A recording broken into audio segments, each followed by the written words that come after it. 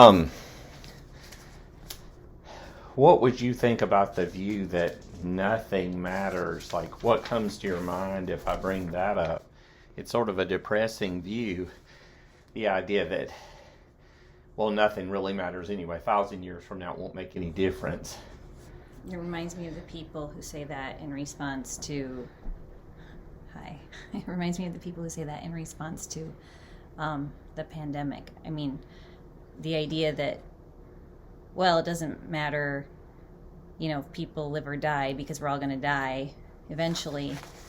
Do you I don't want you to say names, but I'm curious. Do you actually know people who are... Well, no, but more like,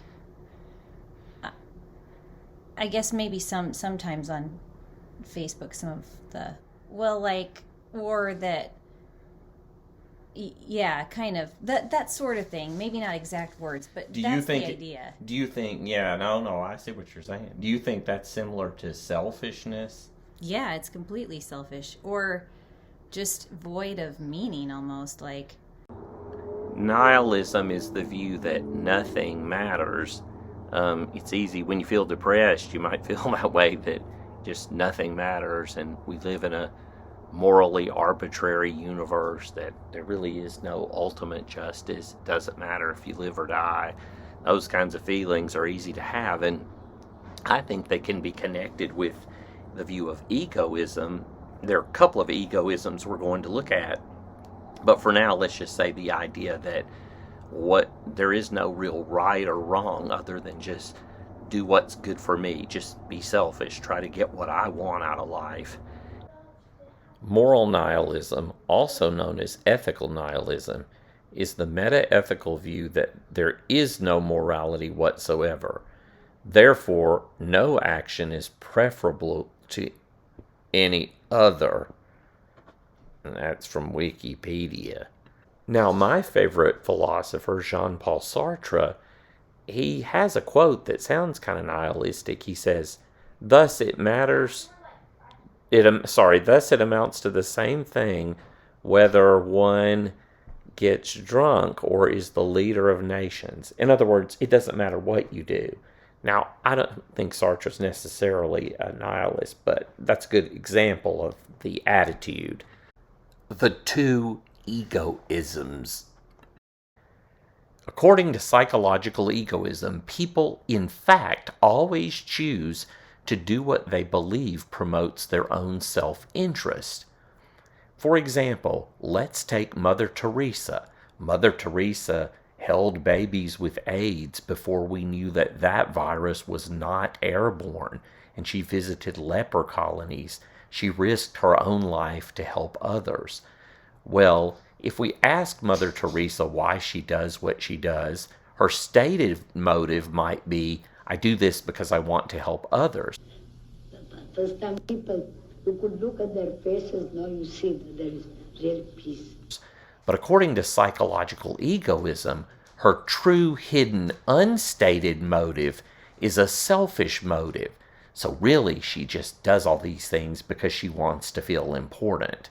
So there's really a selfish motive behind every action she does and we do according to psychological egoism. We can't help it. We're determined to be selfish. There's nothing, it's beyond our control. We have to do it. Psychological egoism, then, seems to be a type of hard determinism. It seems to suggest that our genetic makeup causes us to always seek our own self-interest, just as a thirsty cat will always drink fresh milk. He can't help it. And that brings us to the story of the Ring of Gyges.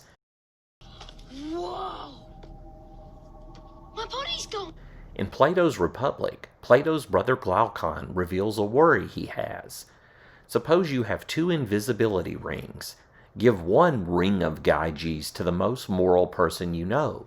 Mother Teresa, Mahatma Gandhi, Martin Luther King. And give the other ring to the most immoral person you know, the most selfish person you can think of. Glaucon worries that over time, both will come to the same point. In other words, moral people are only moral out of a fear of getting caught. So we all act out of pure self-interest.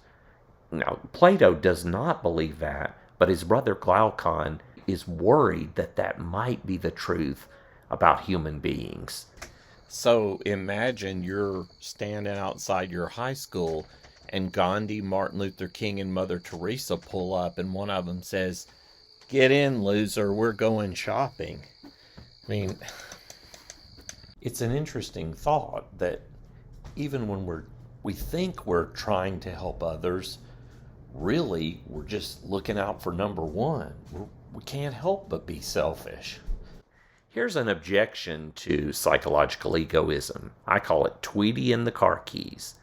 Suppose Tweedy sees a man drop his car keys in the movie theater and that Tweedy picks the keys up and gives them back to the man. In this case, let us further suppose Tweedy gets no good feeling or thrill from doing this. It is such a minor incident in his mind that he doesn't even give it a second thought after he does it, and he doesn't reflect upon it afterwards. If you ask him why he did it, he says, "Because I knew it would be a pain in the rump for that guy if I didn't."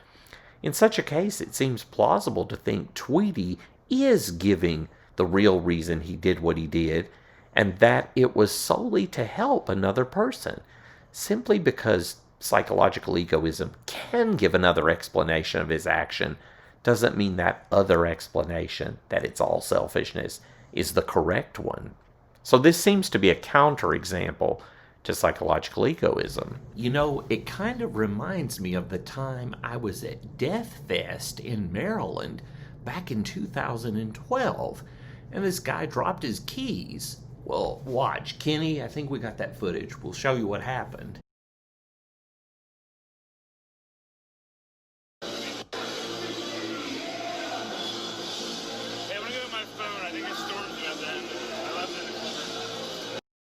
So here's what happened. I was sitting there with Griselda, and she looks over, and there's this dude there walking by. I think he was sort of looking at her or something, but he dropped his keys, so she signaled him, she pointed, and he picked up his keys.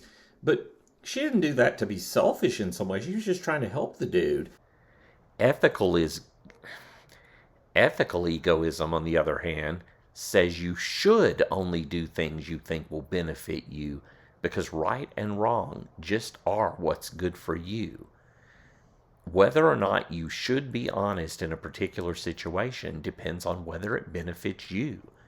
Look out for number one only. What's good is what's good for me. So ethical egoism doesn't assume we're a bunch of robots that have to pursue our own self-interest.